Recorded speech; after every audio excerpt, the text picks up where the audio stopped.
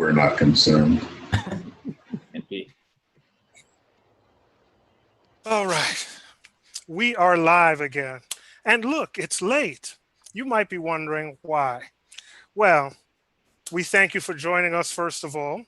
Second of all, we want you to know that because we're technicians and we usually have busy lives and we're trying to do this on our own time and build this community, we were stuck adding things and getting things ready right before the show. And this is an important topic that we're going to cover today about production. We're going to be covering some of the comparisons between what to do, what not to do, and why doing what we just did today, including myself, is not always the best idea right before production. But I want to thank my cohorts for joining me today. We have Colin. We have just about everybody that you could possibly want is on our screens today. All right. There we go. I've lost my assistant for today, so I'm doing all the switching. So bear with us as we get through this. And this is going to be another important lesson when it comes to this topic of production. And as you notice, we have a fifth person with us today, Mr. Kyle Alexander. And we're going to invite him to open us up with prayer since we are a church AV professional organization. All right, let's pray. Dear God, we thank you for this day. We thank you for life.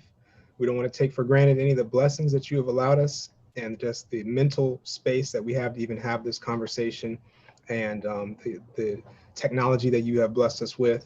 So just guide this conversation, help it to be uplifting and helpful for us and for everybody watching, and may your name be lifted up. We pray in Jesus' name, amen. Amen. Now, normally I start out with a little bit of a story. I like anecdotes. I like to show the practical application for the things we're doing here. But today's not my day.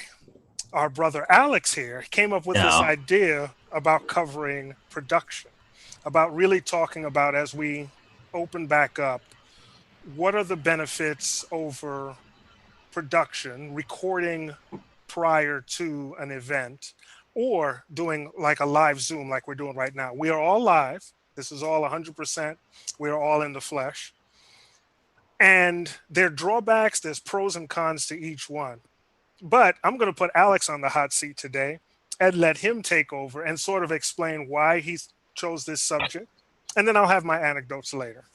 Oh, this is easy. This is so easy to pass the hot seat. I basically text out Kyle one day because it's been a while. And I was like, hey, what are you up to? And then he responds, well, I've been busy.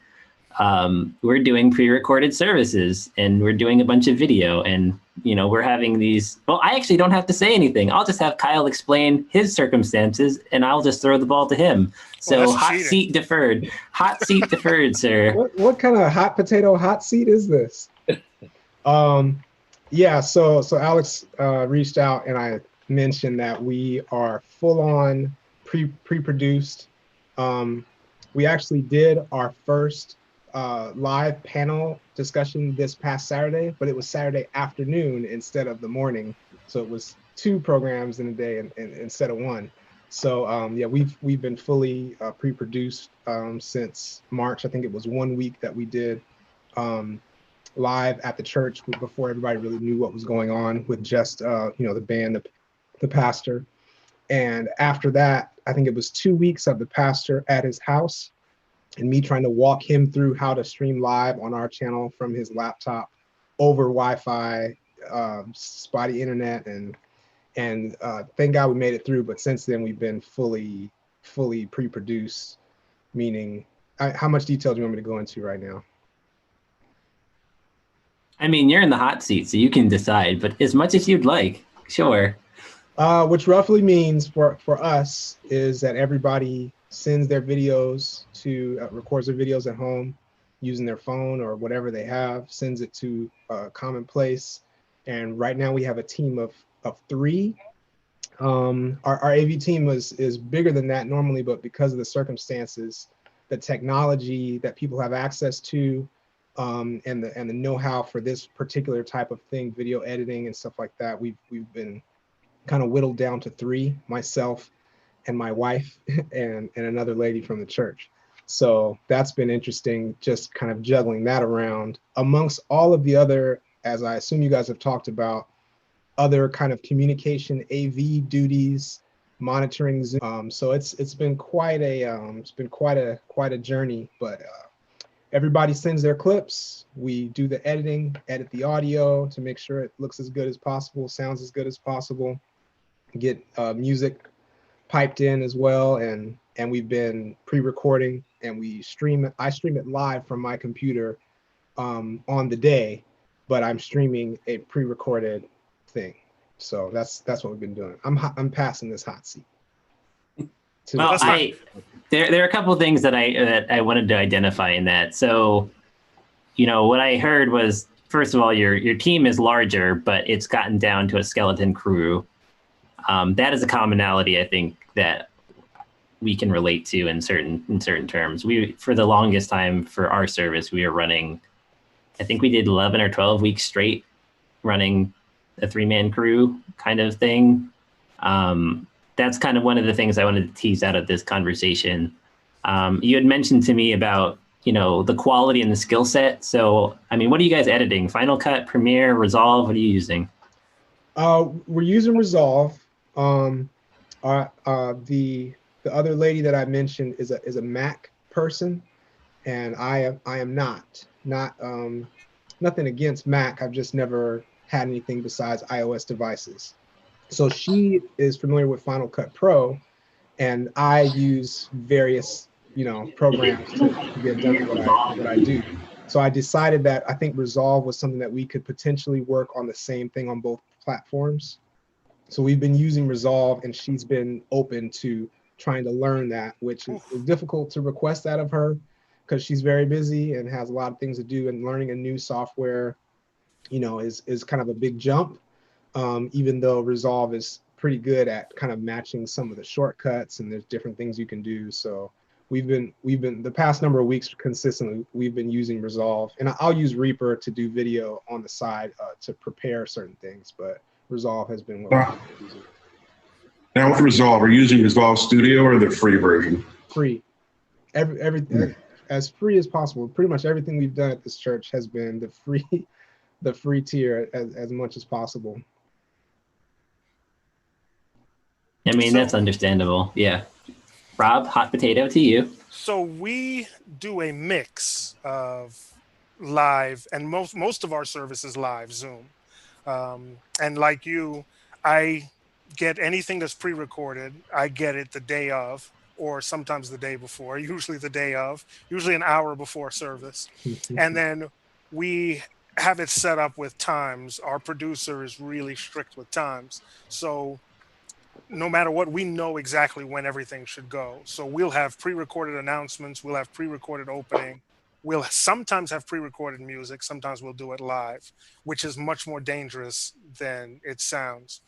And then the discussion, the sermon topic, that's all live. And we've had really good success, but like you said, it's a team effort. Even though we've whittled the team down a lot, it's still a team effort. In fact, one of the things I'd like to talk about before the end is how can we incorporate other people into the process to make them still feel like part of a team? Because eventually we're going to go back into a building and we got to rebuild this team up for people who haven't done anything for a while. Are there any disparate thoughts, excuse me, not disparaging, but disparate thoughts on the process? Anyone just strictly fully live? I mean, we actually were doing live Zoom switching, all that stuff for the 12 weeks, like Alex was mentioning. Over the last couple of weeks, we actually switched over to a pre-tape format. We had some folks, you talk about bringing in some more people. Our folks actually saw, hey, these guys have been doing heavy lifting for the last 12 weeks. So they got some folks that do have camera equipment and going out, and they've been going around and shooting, different things. So like last week, we actually had Adventurer Day. All the different adventurers were preaching and participating, doing the law, all this stuff. A lot of editing went into it, but, gave us a pretty solid break. So we weren't running everything. They more so text our ProPresenter computer more than anything. They did all the editing. They did all the editing. Now I will say this. Yeah, we have certain standards for broadcast switching that we try to maintain. So that made life a little bit interesting, you know, when you were dealing with clips that you weren't quite sure what was going to happen with them, you know. So we had some fades with the music going into black, and then they kept going, right? So, you know, we're still trying to work out some of those details and things, but, you know, I'm very happy to at least know that there's some folks that are trying to at least help us get out of some of the monotonous work and constant, you know, grinding to do, because producing that service on Zoom happened, you know, from Friday night, like, you know, with the pre-call, doing everybody's testing, everything like that, making sure everything worked again in the morning, getting all the roll-ins right, you know, all this stuff that you know, you just had to really kind of get it. So at least with the pre-tape version now, everything is all taped. I mean, all of our announcements, openers and stuff, that all was always playing. But now all the elements are done. And hey, look, you know, for what it's worth, they shot with a 4K camera, brought it down to 1080, but it looks great. And I'll just throw in real quick, what you said about the broadcast standards is the story of our lives. And I'd be curious to see what you guys think of this, because this whole time period to me has been trying to figure out, where do you draw the line between broadcast standards and knowing that there are limitations, and time limitations, energy limitations, know-how limitations of people, and from a spiritual standpoint, how much does it detract from getting the point home if the message is delivered over a visual backdrop that is not ideal? You know what I mean? Like, where does that line get drawn? Because we ran into a number of times, because people have different views about this, but having to tell people, hey, you have to do this over again. But they spent hours trying to get the right take and get this different stuff right. And, you know, they're stressed out and trying to do that in order to kind of uphold the quality that, at the end of the day, it is important to remove distractions from somebody watching, but then you're also sacrificing other things. So that to me is one of the big difficult things, especially because you can't just go to someone's house and show them how to do it or take over, or, you know, and that's been the issue, because you don't have physical access. So you are depending on people and trying to run through them over the phone or over whatever, try to tell them how to set up. They don't have equipment. And so that's been crazy. I'm curious to know what you guys think about that. We can guess where I'm going to come out on this, Kyle. He smiles. The last 12 weeks have been hard for me to watch a lot of the, I won't call it any particular, video teleconference based worship services. Has been difficult because there's a lot of things you can't control and a lot of the look that you wouldn't accept otherwise. Right. And I think we've taken, I guess, for us, it's been just on this call. I mean, just the time we've been live, we've taken like a good 6 or 7 hours just discussing how can we make it better. Now, we're in an odd situation. I mean, the reason we're doing this at all is because everyone's stuck at home. But there are things, I mean, there are things that we do for our professional clients that I believe that we should have no less of a standard for the church, right? So, and they're really easy things, like my camera here is on a box, so that a lot of the shots you've seen even the pastor do it, they put their laptop and you're looking up their nostrils. Not a good look, right?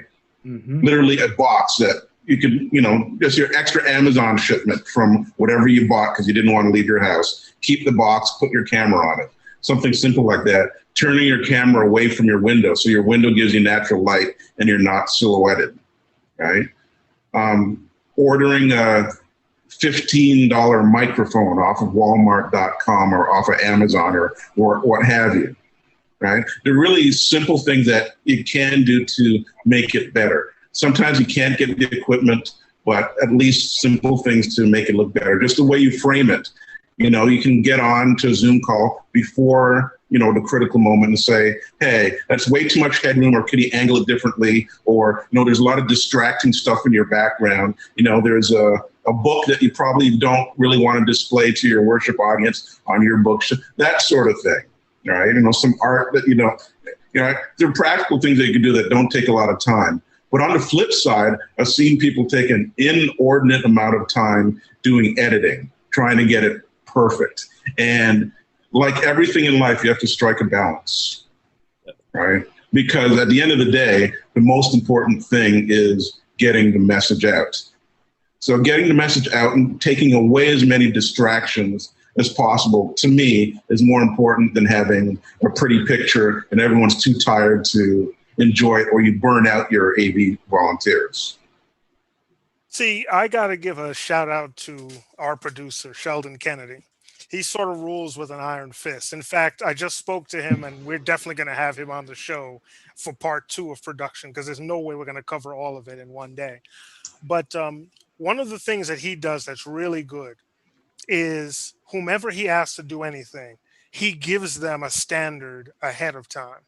So he doesn't wait until he gets back the footage and says, no, we have to do this over. He gives them, your phone has to be in 16:9, it has to be horizontal, not vertical. You have to make sure you have good audio. Listen to it again when you're done recording it to see if you find it acceptable. Because if you don't, nobody else will. And he has gotten very good results by talking to people we would consider pure amateurs. We're talking about people who have no interest in AV whatsoever. But he has gotten really good results in people doing things inside, people doing things outside, because he gives them the rules up front. So there's no surprises. This is a conversation? Oh, yeah.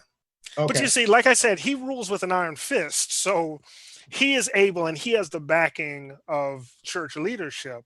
If something doesn't reach a certain standard, it just won't go on. And if you look at our productions, they have been really well done. Kyle, was your question, is the instruction or the guidance verbal, or is there a template or some kind of document that's shared? Was that your real question? That was the question, because we have done that and maybe not had the time to do all of the verbal, and everything is laid out in the document that we have sent to everyone, but people don't read it. Reading is hard. It's hard. The thing is, when we did it, we gave written instructions, and I went and found a 3-minute video on YouTube, and I was like, watch the video. People still got it wrong. And it's just like, the thing is, it's one of those things, if you have the time to build a relationship and really kind of, I think if you set a standard, it definitely helps. You kind of have to meet people where they are. And I think your mileage varies depending on how many hats you're wearing. If you have a dedicated producer that it's their business to be in those people's business and to hold them to that standard, and they know what to expect, it's easier, as opposed to trying to be the technical guy that's trying to explain it to them. And they're like, well, I don't understand the words you're using. And you're like, okay, fine. I legitimately think it's probably a spiritual gift at that point. If they ever made spiritual gifts again, they should probably be like explaining media production to lay people. Like, that's a spiritual gift. Find a way. There's got to be a thing, right? Like, yeah. I'm being a little bit, I'm playing around with it and joking a little bit, but seriously, it's one of those things to encourage people, but also give them constructive feedback that actually helps them be better in producing this. I think it's definitely one of those things. So I'm going to brag on Kyle with that, Alex. You're absolutely right. And it's funny that you don't do verbal in-person interaction for instruction, Kyle, because you're very, very good at it. Now, to give you some background, Kyle and I have worked together for some time, and I hired Kyle for one of my biggest clients at the time, who was AT&T. And the way Kyle interacts with especially my, if you want to call them premier clients, has been absolutely excellent. He's extremely personable, and comes across, he'll give you the instruction without you making feeling dumb or inadequate. Is very good at it. So that is your spiritual gift, Kyle. I mean, you do it when we're out there in the big leagues. Don't do anything less with your church. You're good at it. I appreciate that. I've never heard that from Colin before. So this is a good time for some new information. Raise your rates. Raise your rates. That should be a discussion. How much do you charge for your AV services, and do you feel valued? I do appreciate that, and I think it goes back to kind of what Alex is saying, because in this situation, it's about hats and it's about time. Because how many hats and how much time do you have? Because I don't necessarily have time to do. I mean, I'm already out on the fringes as far as what time that I'm putting into it. Period. Just to do all the editing, to do all of the different things that we have to do. And I am open to, and there's other parties in play. So letting people do what they do and delegating and different stuff like that, is important. And I'm open to having those conversations and have here and there, but it just hasn't been the regular standard thing, And as we speak, one of the things that I am thinking of doing is recording a short video, YouTube style, to go over those basics in general and as it relates to our specific stream, to be able to send that out to make it easier to consume rather than the document that we sent out that, has been, dealt with in the way that it has. So. I think that is one of the things that we should definitely collaborate on, because it's something each one of our churches could use. So to have us have a video like that we could disseminate to people would be crucial. I mean, it's one of the things that this church AV professional forum is supposed to be doing.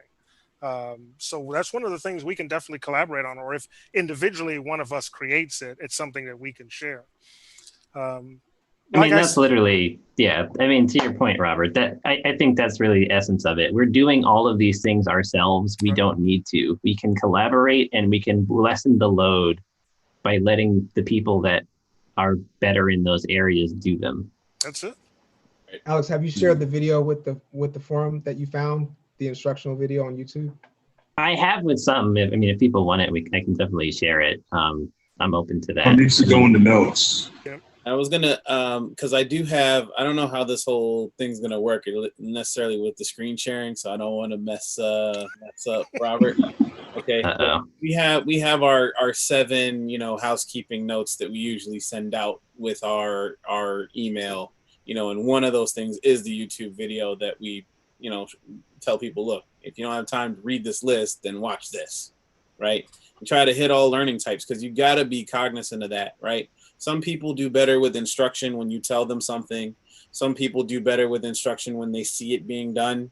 And some people do better when they read it. And so you got to be cognizant of those things when you're working in that space. And that's usually what a very good producer and communicator is very capable of doing, like you said, Sheldon is doing over at your church. So, when you have that effective person in the pipeline, right, that's one less stress that really we have to worry about as the technical people, because I'm just worried about trying to pull the strings with just getting the technical pieces done. Do I have this shot? Do I have this pre-tape? Do I have that? Right. And so if I don't have to think of the logistics from the people side, and somebody's working with them, which we do have, our communications director is being really, really good about that with our folks. That makes or breaks the production in essence, and how good the quality of things are going to come out. And so it's really important, to think about these things. And if you don't have the staff, try to identify somebody in the church that might have that gift. And if you show them what to do, that should take the load off in some kind of way. Right. So you guys have been focusing a lot. Oh, you want to say something? Go ahead. Oh, no, I was just going to say, before the call started, Carol was talking about visiting my church, and, he saw their pre-production. And I was thinking, our topic is, live or pre-recorded. I think the prospect of having pre-recorded content really wasn't high on our radar before the pandemic, right? And I don't think it was high on the radar at the beginning of the pandemic. I think reality and human resources set in and said, hey, we're kind of burning people out. We're kind of trying to do the same live thing we do every week, and it's not sustainable with a small crew, right? But going back now, our churches are starting to either open outright or they're letting more people into the sanctuary. What's that going to do for our productions? Because, of course, if we have playback, most people don't want to sit in the pews and watch a video. But it's a very useful, and you disagree. Well, talk about that. I don't disagree, but I think this is one of the things that made what we do at Brinklow, the transition was easier because Sheldon had started that process. Now, it wasn't a majority of the service. It was just announcements. So he would pre-record all the announcements.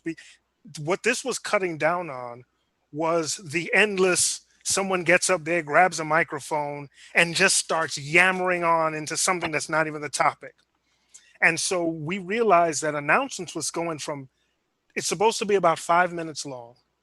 Sometimes it was 30 minutes long for 3-4 announcements. So to cut that out, he started to pre-record all the announcements. But he was so innovative with it that people were loving that time. Hey, this time is going to be different than the live time. But once again, we're talking about someone with a gift. It wasn't given out to someone else who their ideas dried up in 2 weeks and that was it. He did it for 52 weeks out of the year. Yep.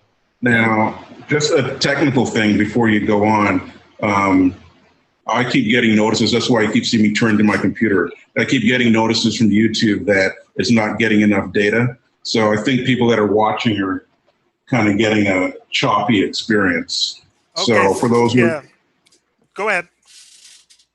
So, we might have to repost this later, cut this little section out. And because I know you're recording offline, but just giving you a heads up on that. No, thank you. Usually I'm facing this way, so I get to see all of that information. But with my back to it today, it was difficult. See, live troubleshooting, folks. Yeah, this is live production. This is the difference between pre-recorded and live. So give me 2 seconds. Y'all talk amongst yourselves. So, I mean, look, we talk about pre-tape stuff and all that. Like last week's service, we had to run that. But the interesting caveat to all of this was we actually had a thunderstorm coming in around when the service was about to go live. That made me nervous. And I actually had to shut all of the equipment down and get everything battery backed up. Right. So I had to run, go to my little IT closet, plug into the surge protection, because in my studio where I'm sitting right now, I've got my main computer and all my drives and stuff on the actual protection that I have in the room. But I didn't have enough for the extra equipment that I've had to bring in as we've, had to host the streaming from my house. Mm-hmm. So, when you're thinking about this stuff and trying to run it and run the videos, I'm like, well, that computer goes down. That's it. Right. So I was like, well, got to make sure I protect that thing, which I should have done anyway. But, these are the things we're doing when we're scrambling, trying to put this stuff together just to make the stuff happen. I mean, to be fair, though, it's not like we were planning to, have to stream the service with a pandemic and, triple or quadruple the number of computers in the, in the space and actually do that. I mean, if anybody saw that coming, then kudos to them, because most of us I had been thinking on another laptop playing at the same time, so that if something were to happen to my first computer and I have my stream key set up, then I can just basically just start streaming from the other computer and the feed hopefully would just show up in that way. Mm-hmm. So I haven't done it every time, but that was my thought, just being on a desktop. It's on battery backup, but you never know, like the computer could just update suddenly and then you'd be messed up. But how you feeling, Robert? Well, I mean, your conversation is perfect because remember, I told you guys when our last meeting when we talked about power, that the day before, on a Thursday night, a storm came through and took out some of my equipment. Now, luckily, not luckily, this was my equipment. I was able to go to the church and use some of the church's equipment, which is still here. But what I recognized is, and this is great for when we try to do new things, sometimes we should test them out first. This was a case where Sometimes. the storm came through and my throughput for my uploads is much worse than it was before. The storm did something to degrade my upload. So it should be fine now. We apologize for any mistakes. We'll definitely reload it. But because my upload speeds were lower, I had to lower the bit rate. I don't want to hijack the conversation, but you guys are talking about something that's crucial in terms of having your setup equipped to do what it is, whether it's live or pre-recorded. How much duplication do you think is necessary? Now, I could tell you to do a live show where we actually have switching takes a lot of equipment. I have switcher, a console, 4 monitors, 4 laptops just to do one church production. How could I make that redundant? You're talking about $12,000 worth of equipment.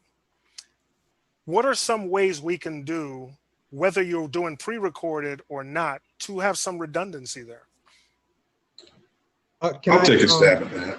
Go ahead, Kyle. I was just gonna before you do that, I was just gonna finish my last point. Okay, go ahead. That redundancy that I talked about with the laptop is one thing, but for these reasons, we've been considering the Premiere options on YouTube and Facebook, because that takes away that element to a degree. Because if you get it uploaded there, then it's all on their end. You know, my whole internet could just die that day and the thing is going to stream. You know, the downside that we're looking at is it puts an automatic countdown that looks a little funky on there. But it would alleviate all of that kind of tense situation where it's live, I'm here, nothing's probably going to go wrong. But if the smallest thing, if I accidentally hit stop on the thing, then everyone's going to know, you know what I mean? It's right there. And that's one way to me to possibly circumvent if you are pre-recorded and you just have a video clip that you are putting up. And okay, now at Facebook, flesh that out, Kyle, because that's an excellent point, but not everyone knows what that feature is. You want me to explain it? Yes, please. So Premiere on Facebook and on YouTube, they both have a Premiere option. Premiere is basically, it's a video that is presented as if it were live, but it's pre-recorded. So you have all of the same chat features. You have some type of tag that it's not the same like live tag, but it's that same like red looking thing, but it just says Premiere on it. And it's playing, you can't skip ahead in the video, you can go backwards and it plays it at a designated time. So if you start the video, it's gonna play it straight through. People are able to comment on it. You still have the same views and things like that. And it goes through to the end. As soon as it finishes at the end, then it's saved as if you just uploaded the video or as if you had just streamed it live. So the advantage is you get to just upload it ahead of time, put in all the details, put in the date that you want it to start, and it does everything else pretty much for you. The downsides, I guess, are probably fewer than the upsides. Some people have had issues with the stream on YouTube. Maybe like something gets out of whack and it's the audio and video are off, but that could be user dependent. There's a few people that have commented on that, but to me, all of these issues that come with live, and again, this does not address Robert's question of if we are live switching, how do you make that redundant? But as far as having a pre-recorded video that's done ahead of time, that alleviates most of that stuff. If you can stomach the countdown that YouTube puts in that you cannot change. Yeah, I mean, I've used that feature to try and do something. I didn't have the most success with it, having never done it before, but I've been supporting a youth group, and they were trying to say, let's take the day off, let's join the social justice movement, and be involved in that. Let's take the Saturday afternoon off, and it's basically a way of doing like a movie premiere. It's the same concept. It is very nice in that sense, and I think there are a lot of advantages for it for sure. The ironic thing is it was supposed to be a quote unquote day off, but you still have to have someone be there to make sure that it runs properly, because if it doesn't, and then that person usually ends up being the one with the most technical background and proficiency with the software or the technology, and that typically ends up being this guy, or the person in charge. So that's kind of how that rolls.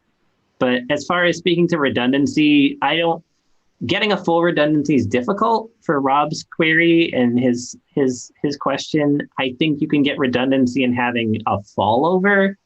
We have a setup configured, but if I wanted to go and say, oh, I have a failure here, and I determined that there's a single point failure, like if my switcher goes down, can I get a topology that works, that bypasses the switcher to get something? It's not going to be the same level of quality, but can I get something that will at least be passable? If I have a secondary switcher, but it has lower capability, can I patch that into my system and get something that runs maybe 4 inputs instead of 7? Is that doable? You get a little creative. That's one way of getting a redundancy without having your full capability. And it doesn't feel great, but at least you can run your production. Because I had to do that. I was trying to do something where I was live switching, and we decided that it wasn't great. So, we switched back to me just providing information inside of the Zoom calls that I was in. And that worked fine for us, where the backup was actually pushing the stream instead of from where I was, pushing the stream from the Zoom caller's laptop straight to YouTube. There are downsides to it, but in terms of other things people are doing, it's like, well, we're on par with what everybody else is doing. So that's a redundancy. You picked up a piece of equipment, Colin? I did. So little switchers. There we go. Great for backup. This one is a, 6-channel? Yeah, this is a 6-channel switcher, right? But it's really, really small. And I've never used it, mainly because it is a backup. If everything crashes, dies, what have you, at worst, if you don't have a router, you go and you just unplug it from one and plug it into the next, right? Start with the first one, start streaming on your first camera and get more angles as you go along, right? But in this day and age, this thing I purchased as a backup to my switcher, and it costs more than that, which is like the hottest switcher on the market, right? And its little brother is $300. So you've probably seen people that have kind of like double stacked their little ATEM minis, and one goes down, you have the second one. They're that inexpensive that you can do that. But even if you have the ATEM that you were talking about, someone basically demonstrated the fallover capability for that. So you can, for like YouTube in particular, you can push to a secondary stream and you can send the second feed as your primary is going. So if it loses the primary connection, it'll switch over within a couple seconds, depending on what's going on with their receiving up there. So. Yeah, so when you set up, let's use YouTube as an example, and Akamai does the same thing. It's a little more difficult in some other platforms, but they pretty much have an A published point and a B published point, right? So you can stream at the same time, and it's getting both streams. If one goes down, it'll switch to the next. The only problem with that is, where is your failure, right? Like if your failure is a camera, it'll fail on both streams. If your failure is electricity, you're kind of done until you get a laptop and a wireless modem or something like that. Or, my favorite backup, right? Yeah. Because it has the computer, it has the camera, it has the software, and it has the internet connection all in one, right? I always have on any production my publishing points either already preset in an application that will stream out, or I have it in a little notepad app that you can easily cut and paste your stream key and the publishing point into your app and send it out. Fortunately, I've only had to do that once, but it works. Power goes, you got a battery, all right? Everything you have is in this one package. This is expensive, but most people already have one, so you can always repurpose it.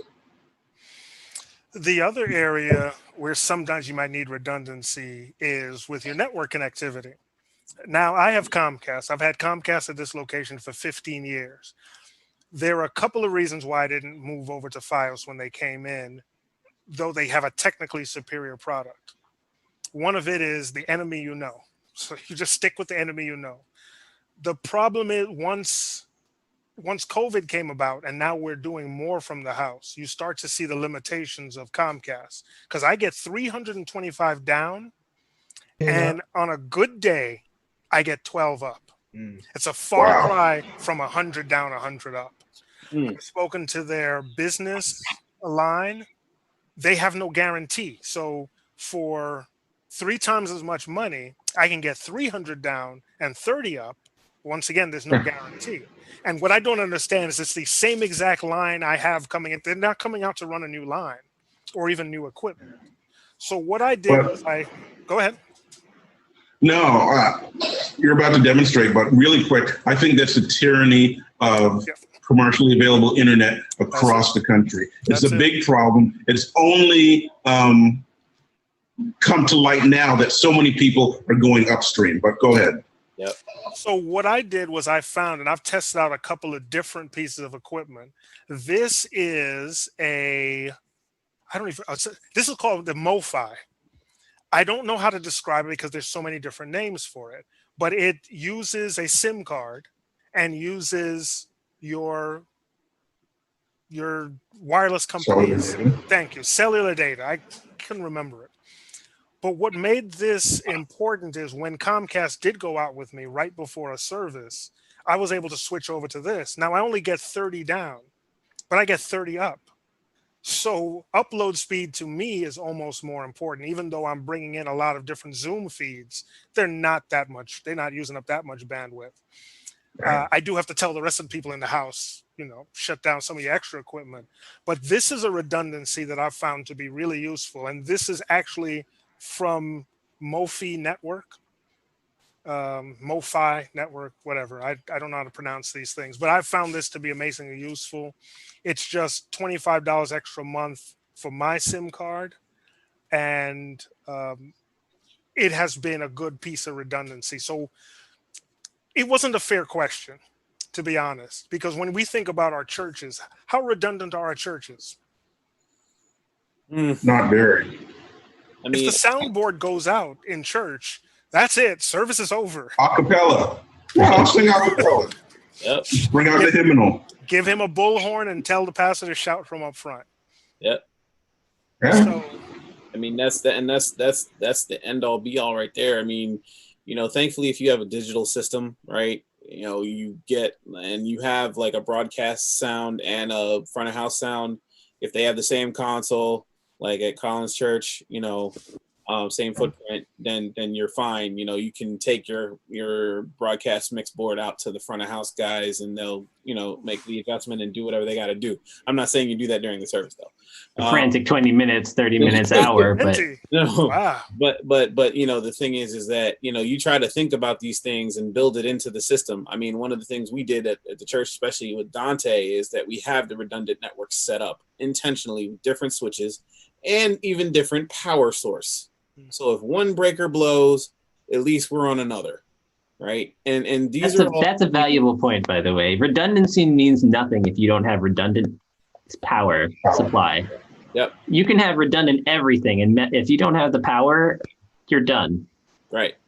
So, I mean, even the way that my studio here is built, the outlets actually jump from one to the next. So in other words, instead of them being wired from one to the next, to the next, to the next, it actually goes from one, jumps over the next one, and goes to the following one, right? So that way I don't have the same power draws going on, on the same circuit, and then I'll blow a circuit breaker. So, when you're using equipment and you're thinking about this thing, you can go deep down the rabbit hole real fast, as you can probably tell this conversation went with this. Yes. I apologize. No. But it's important.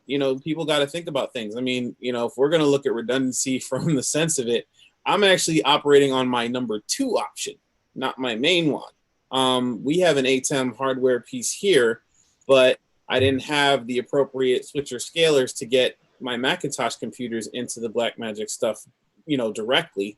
Right. So I had to think about ways how we were going to deal with it. Thankfully, we were able to get a hold of an ATEM Mini that got rid of that whole HDMI issue that we had with the Macs.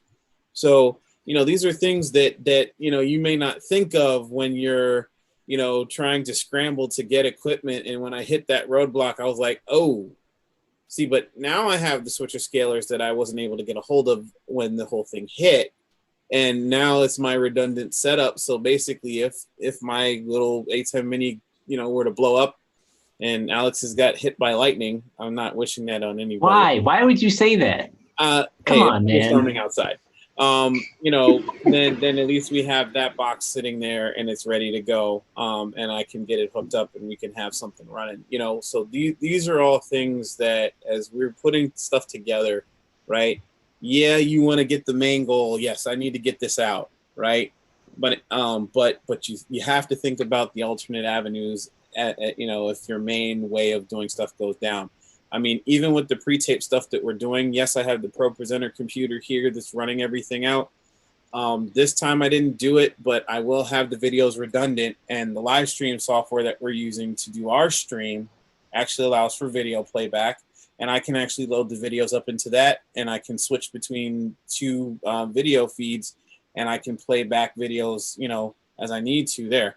There was 17 of them this last service. That was going to be a bit much to load those up. But, but the thing is like, if you just had the one file and everything was all together, right, then playback is easy between the 2 different machines. So that's my 2 cents. And once again, I apologize. I didn't mean to hijack it. So in our last few minutes, we started a bit late, Colin. Stop looking at the time. I was looking to see if there's any comments, actually. Okay. In the last few minutes, let me bring it back to, let's do an informal poll. Which would you rather do?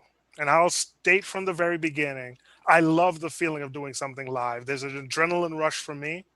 I've worked in tape, I've worked live to tape, whatever. I love live because for me, it's really exciting. Glutton for punishment. Yeah, it's a glutton for punishment. Yes, it is, because mistakes are amplified. Because, once you make a mistake, even trying to correct that mistake, you can make a mistake, and then, what do they call it? The sand pit? What are they? It snowballs. Quicksand. But let's take an informal poll. Which would you rather have on a regular church day? Pre-taped, live, or a mix? We'll start with you, Carell. I mean, I'm in favor of a hybrid, right? So I'd go for the mix. And the reason is this, right? The praise and worship sets are very, very hard to nail pre-tape, right? Unless you have everybody in the same room and stuff, singers may have a hard time getting all the pitches right or whatever the case is on there. So for the music element, and especially since you're also got the excitement of everybody, kind of feeding off of each other's energy. I know Kyle knows a lot about that, with a group, right? You feed off of that, and that kind of helps convey a certain excitement to the crowd, to which they get a chance to feed off of. And I think it enhances the worship. The sermon, the pastor's keying in on people and talking to them and calling out their name and making it a personal thing and appeal to them, right? And then there are other things where you just don't need to be having it. Like you said, the announcements don't need to be 30 minutes, okay? If you can get it down to 5, great. right? Because there's certain places I think where we waste a lot of time in the services where when you have that content prepackaged, it locks it in and you keep moving, right? And so I'm a fan of the hybrid stuff, you know, to a certain extent, you know, and that's where I would sit. Colin? Colin? Alex. Oh, Oh, Alex. I thought he said Colin. I said Colin. Yeah. He said Or did you? Colin. Man, we're getting to that time now. I guess we need to. Honestly, if I'm on duty and volunteering, I want it all to be live, or else I'll probably fall asleep. What? Okay.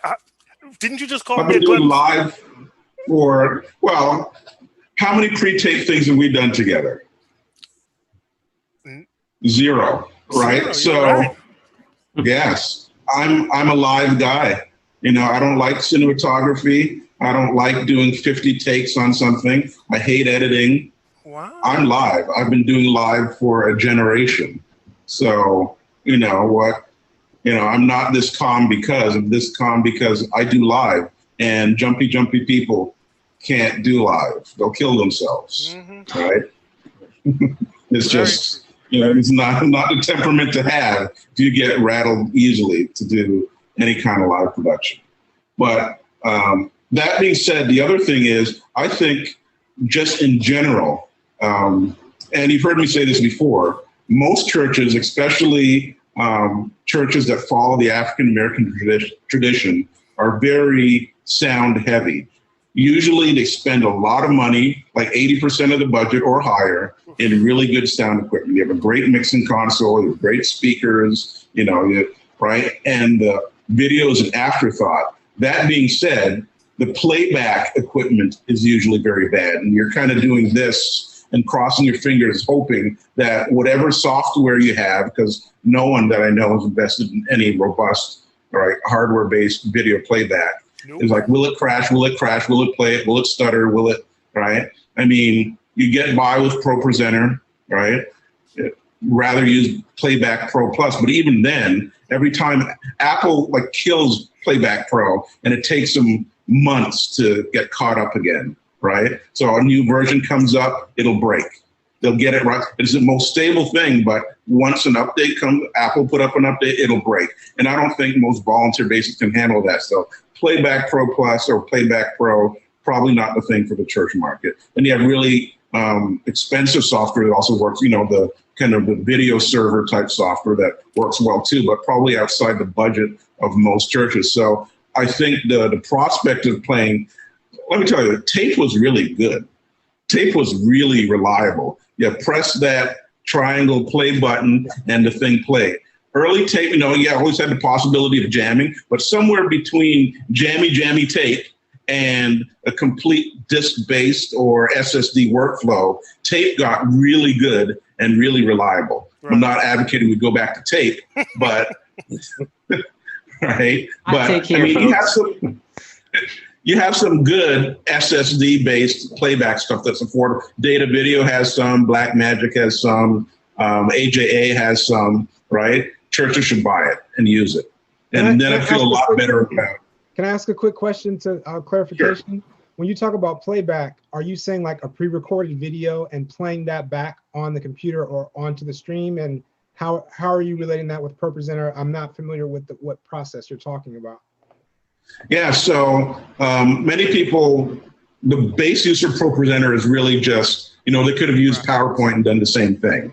They're just putting up like full screen worship lyrics with a background. You know, some other people are doing more with Pro Presenter than calling up backgrounds in Bibles, right? They're using them for their lower thirds. Some, with the latest version, are using it to stream, and some use it to play back video, whether it be background video just as environmental type things, or they're using for iMag, or they're using video to actually advance the worship message. So it has some kind of thematic or illustrative thing in that video that matches the sermon, right? There's a myriad of uses for it, right?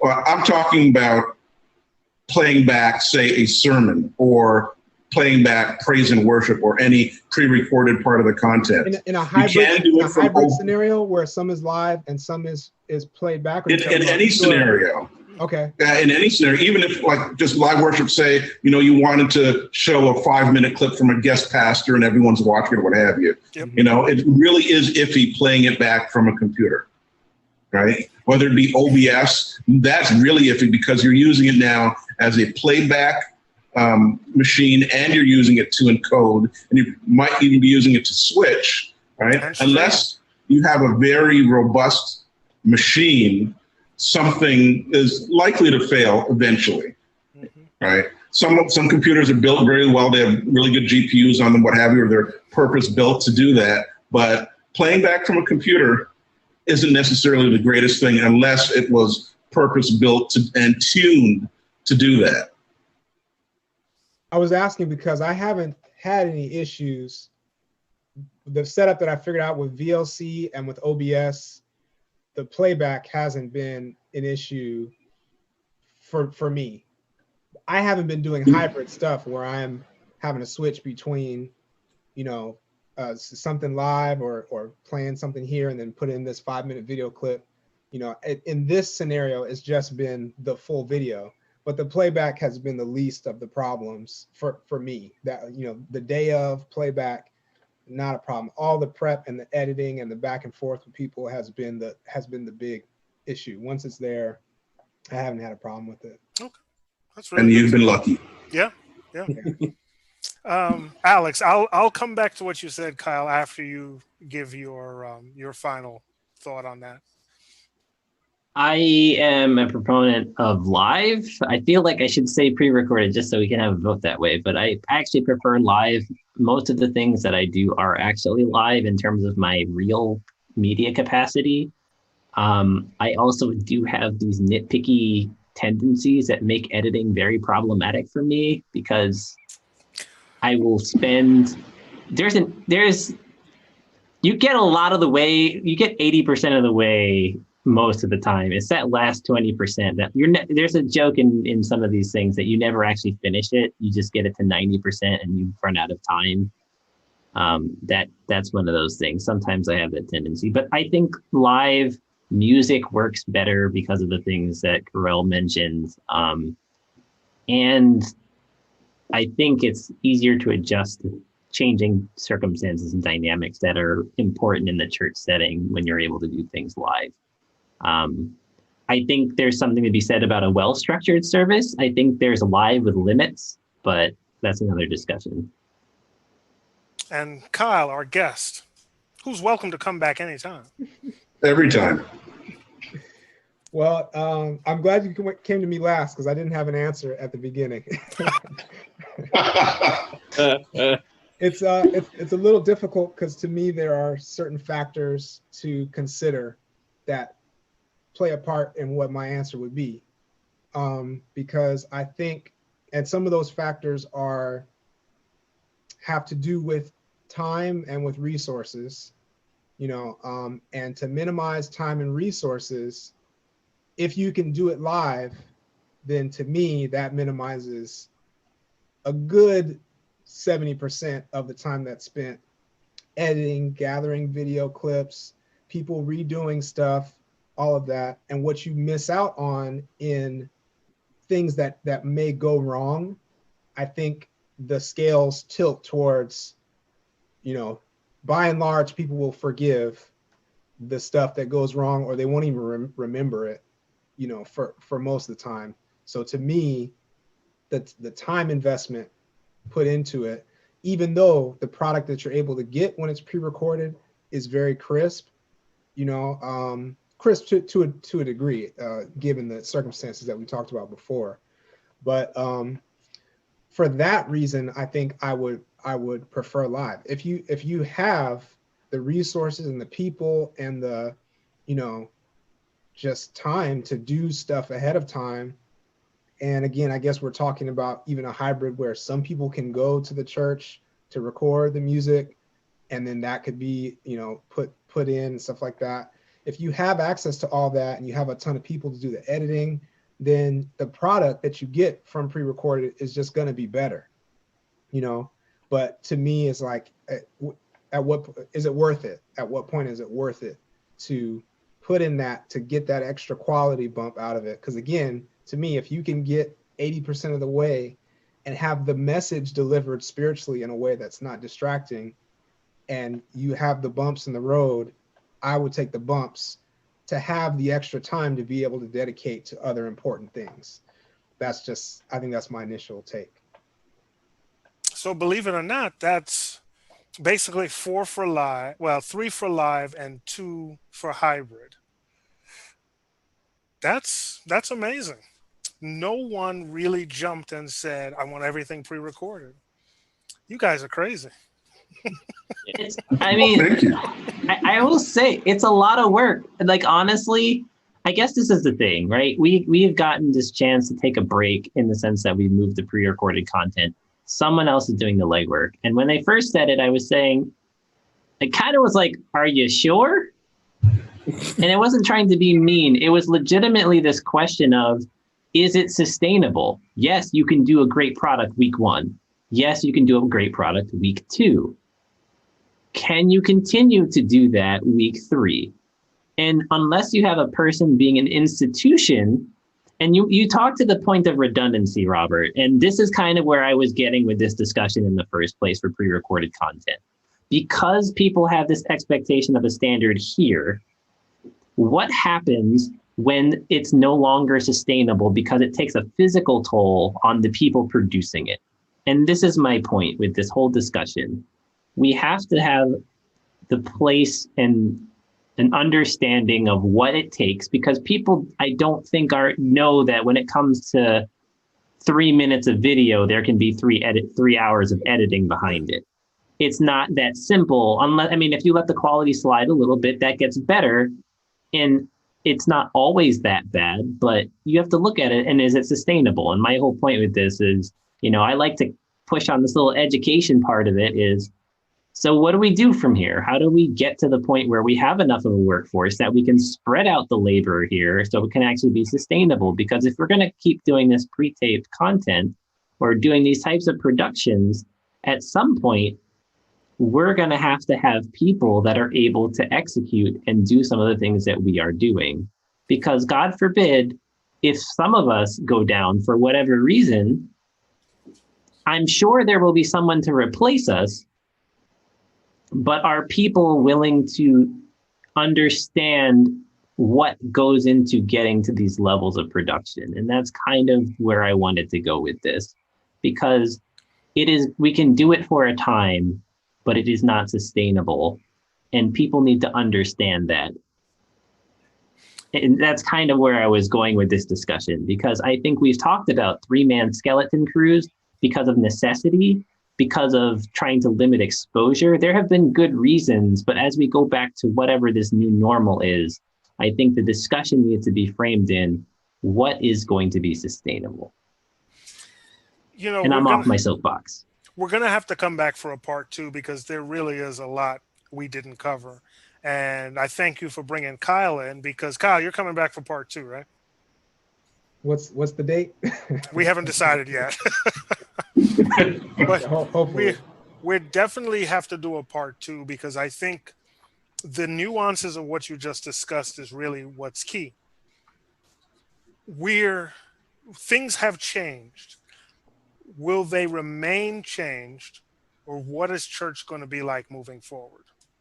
If we're getting used to pre-recorded, what is that going to be like when everybody starts to go back to work and people don't have as much time at home? Because that's the way it was before, where you're trying to get people on a Friday night and you have editors up till 2:00 in the morning on our day of rest so that they can have something ready for Saturday. So there's a lot that we're going to have to discuss ahead of time, because the expectations, what you're talking about is what are the expectations of the people going to be when we get back, and can we meet those expectations? And who's going to make that decision? Yep. And there's an interesting nuance that you brought up in one of our previous conversations, or like a prep for this, was because we have delivered in some of these situations that haven't been the best, and we have kept the standard high, have we done ourselves a disservice? And that is a philosophical question that I'm not trying to answer. I'm just asking rhetorically, have we done ourselves a disservice? Has our excellence been our undoing? There's a Bible text that answers that. Do everything as if unto the Lord. But I still think we're going to have to, we'll wait till part 2. We'll wait till part 2. I'm nodding rhetorically. I thank you guys for joining us again. Once again, the lateness, we started a few minutes late. I will take full credit for that. My camera went out right before I started speaking. Little power blip. These things happen. Well, one thing, we got one comment. It says, South Caribbean media, if you're putting up your product on YouTube, it is better to go pre-recorded. Wow. And mind you, South Caribbean media is my dad, and today is his birthday. Oh, happy birthday, Dad. Happy birthday. So, At least he didn't call me out personally. I don't know. The world has changed so much in just 3 months. We're legitimately doing things I never thought we would do. And I have to say thank you to all the AV technical people in all the churches for what they've been able to pull off. Because let's be honest, anything we've been able to do is a miracle. Plain and simple. Anything we've been able to do, sometimes without the backing of our church. I don't have that problem. We have full backing from our church. But I know I've heard some of the struggles that people have had with church officials saying, we want to do this. And you're like, we just can't. Can't do it. No. So. Yeah, no, I completely agree with you. And I won't go there, but I definitely think that there have been some people that have, instead of a rotating crew, that skeleton crew has really stepped up and been there week after week. And a lot of folks are sitting at home enjoying the fruits of a really small group of labor. And I think that not just us on this call, I think when we get back into our churches, that we need to collectively thank the people who have kept the worship community, worship experience together for a lot of people. I've seen everything from people just gathered around for Sabbath school and a sermon over a Zoom call. Nothing, just whatever you had, a Zoom call that has been engaging, to incredible, presentations on 100-foot video walls with virtual choirs and everything in between. And I know that those people that put together the Zoom call, those people who did the editing for the virtual choir, they all spent a lot of time either figuring out a technology they weren't used to, weren't comfortable with, scheduling people, training them, coaching them through how to use a webcam, or some people hadn't even thought of using their computers or tablets or what have you for a long time. It's really been a sacrifice, and I think we need to thank and recognize those folks in the field that have been doing it for the past 3 months. I have one monkey wrench to throw in real quick. I know this is the very end. This is a bad thing to do. But one thing that you said, Colin, about all these people that are doing all these different things, the interesting thing to me is that we have access to all of them. I can watch the 100-foot video wall, or I can watch the small Zoom call Sabbath school right from my house and everything in between. And my rhetorical question is, does everyone need to be doing everything that they're doing, or can the larger church be joined in different ways to be able to cross? Since we're not physically having to be in the same spaces, why do we need 1,000 different individual streams when we could have less than that?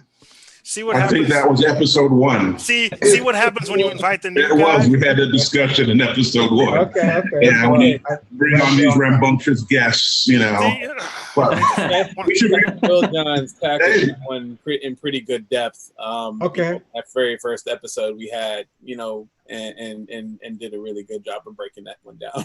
Okay, fair enough. well, it's worth revisiting, or at least encouraging people to watch episode 1. Hopefully, it's not too cringeworthy. And it was taped. Oh, it probably is. I'm Especially- still on it, so yeah, it's probably pretty bad. Gentlemen, thank you for joining us again. I can't even say joining me. This is a collective. Thanks for joining us again. And to all you viewers out there, we hope that this has been meaningful to you. There will be a part 2 without question. And we may revisit, Kyle, we definitely may revisit that question because there's some answers to it. And I don't know if all the answers are good ones. So we're going to be nothing if not honest. I've never understood that phrase, but we're going to be honest. Let's just say that. So thank you all very much. And once again, you see how production changes when I don't have my assistant. I didn't get to do as much switching, but thanks for joining us. And we hope to see you next time. We'll send out the advertising way early next time. Yeah, right. Listen, we all have full-time jobs. Today was a mess. Hey, room for improvement. Room for improvement. That's right. It's That's fine. right. All right, gentlemen. See y'all later. All right.